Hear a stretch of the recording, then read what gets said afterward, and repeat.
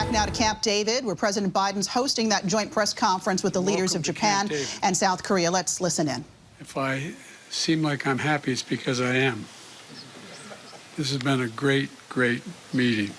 Mr. President, Mr. Prime Minister, we meet in this historic place to make a historic moment, and I believe that to be true.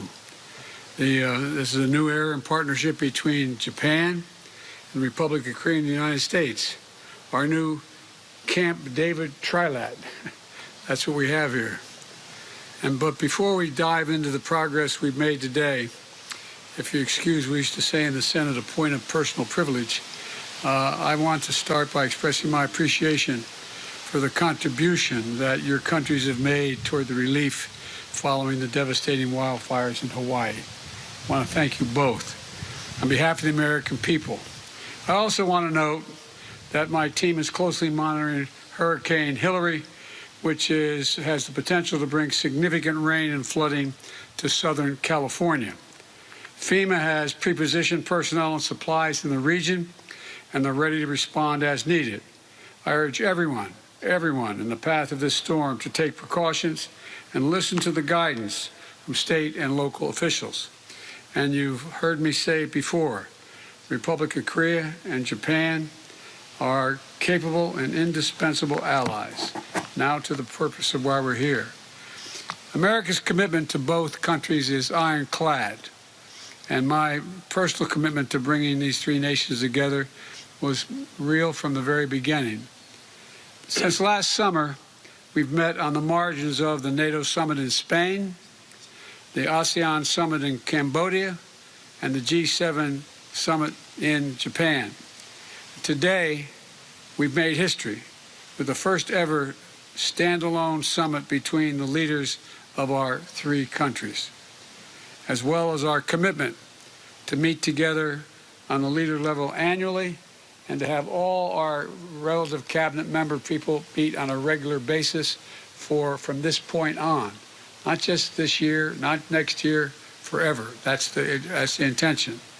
And so I want to recognize the important work that both of you have done and the political courage, and I mean this sincerely, the political courage that you both demonstrated to resolve difficult issues that have stood in the way for a long time of a close relationship between Japan and Korea and with the United States.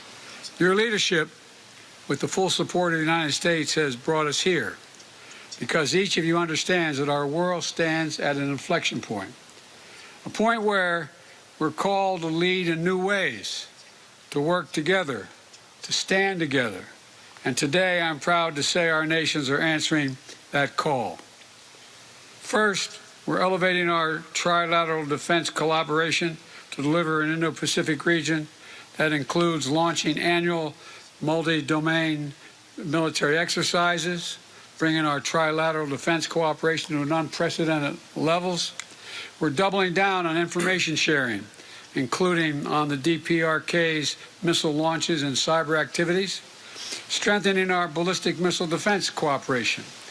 And critically, we've all committed to swiftly consult with each other in response to threats to any one of our countries from whatever source it occurs. That means we'll have a hotline to share information and coordinate our responses whenever there is a crisis in the region or affecting any one of our countries. And today, we've all reaffirmed our shared commitment to maintaining peace and stability in the Taiwan Straits and addressing economic coercion. We're going to continue to counter threats from the DPRK, including cryptocurrency money laundering to the tune of billions of dollars, potential arms transfer in support of Russia's brutal war against Ukraine.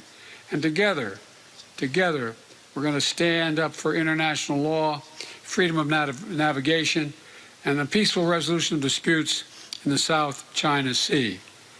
Second, we're expanding our economic cooperation to build an Indo-Pacific that is peaceful and prosperous.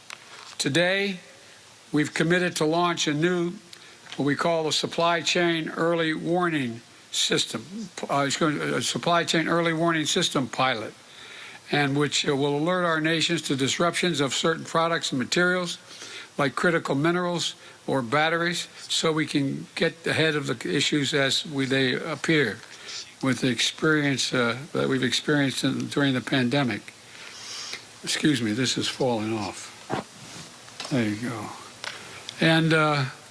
And building on the G7-led Partnership for Global Infrastructure and Investment, we're deepening cooperation between our development finance institutions to mobilize more financing for quality infrastructure and secure communications technology to help low-income and middle-income countries throughout the region take on the challenges that matter most to their people.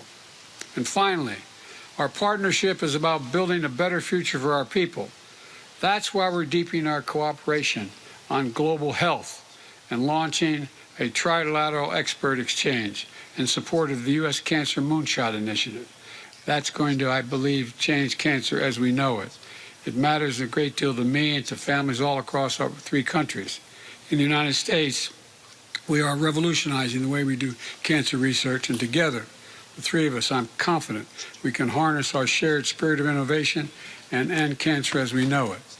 We're also launching a new collaboration between our national laboratories and advance our science knowledge and technological capabilities together. As we do, we'll work in lockstep to set the standards for safe, secure, and trustworthy emerging technology, including artificial intelligence, which a lot of work has to be done on. Let me close with this. Mr. President, Mr. Prime Minister, this is the first summit I've hosted at Camp David as president. I can think of no more fitting location to begin our next era of cooperation, a place that has long symbolized the power of new beginnings and new possibilities. In the months and years ahead, we're going to continue to seize those possibilities together, unwavering in our unity and unmatched in our resolve. This is not about a day, a week, or a month. This is about decades and decades of relationships that we're building. Mr. Prime Minister, Mr. President, I want to thank you for your leadership, and I say it again, for your courage that brought us together. And I look forward to working with both of you ahead. Hi, everyone. George Stephanopoulos here. Thanks for checking out the ABC News YouTube channel. If you'd like to get more videos, show highlights, and watch live event coverage, click on the right over here to subscribe to our channel. And don't forget to download the ABC News app for breaking news alerts. Thanks for watching.